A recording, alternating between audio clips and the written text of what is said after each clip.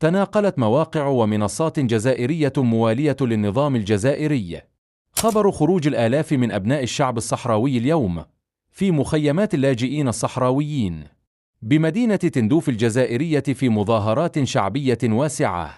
للمطالبة بتسوية أممية عادلة تضمن حقهم المشروع في الحرية وتقرير المصير والاستقلال. وأوضحت المصادر الجزائرية أن المحتجين عبروا عن رفضهم القاطع لأي محاولات لتجاوز الشرعية الدولية، مؤكدين تمسكهم بالقرارات الأممية التي تنص على حق الشعب الصحراوي غير القابل للتصرف في تقرير المصير والاستقلال الكامل. ورفع المشاركون الأعلام الوطنية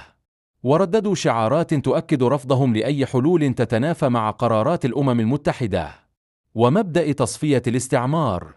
مجددين دعمهم الكامل لكل المساعي التي تتماشى مع الإرادة الحرة للشعب الصحراوي. وتابعت المصادر الجزائرية أن هذه الاحتجاجات الجماهيرية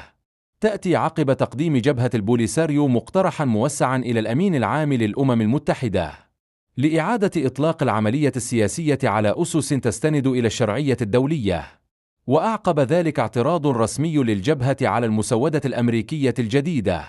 التي وصفتها بأنها محاولة لتكريس الاحتلال والالتفاف على جوهر النزاع. وفي تصريحات نقلتها مصادر جزائرية عن عدد من المشاركين، اعتبر المواطنون أن هذه التظاهرات رد طبيعي على التحركات الدولية الأخيرة التي تسعى حسب قولهم لإعادة طرح مقترحات سبق أن رفضها الشعب الصحراوي. وأكد المحتجون أن الحراك الشعبي الراهن رسالة واضحة للمجتمع الدولي بأن أي حل لا يضمن حق تقرير المصير محكوم عليه بالفشل. وتابعت المنابر الجزائرية إن هذه المظاهرات الشعبية في مخيمات اللاجئين بتندوف تأتي في سياق تطورات دبلوماسية متسارعة تشهدها قضية الصحراء الغربية، أبرزها تداول مشروع قرار جديد بمجلس الأمن الدولي يعتبر أن مقترح الحكم الذاتي الذي قدمه المغرب سنة 2007 يشكل الأساس الأكثر جدية وواقعية ومصداقية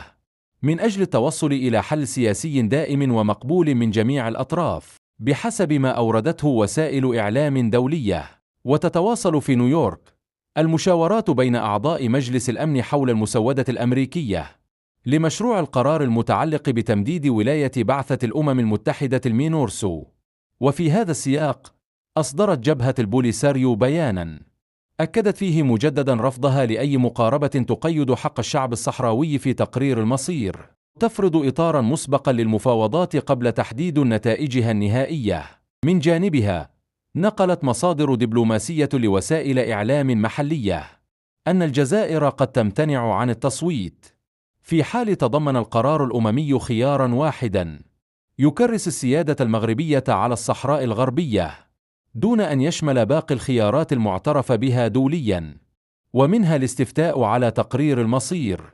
الذي يتيح للصحراويين حرية الاختيار بين الاستقلال أو الاندماج أو الحكم الذاتي. وكان وزير الخارجية الجزائري أحمد عطاف أجرى الأسبوع الماضي اتصالاً هاتفياً مع نظيره الروسي سيرغي لافروف بحث خلاله مستجدات جلسة مجلس الأمن المرتقبة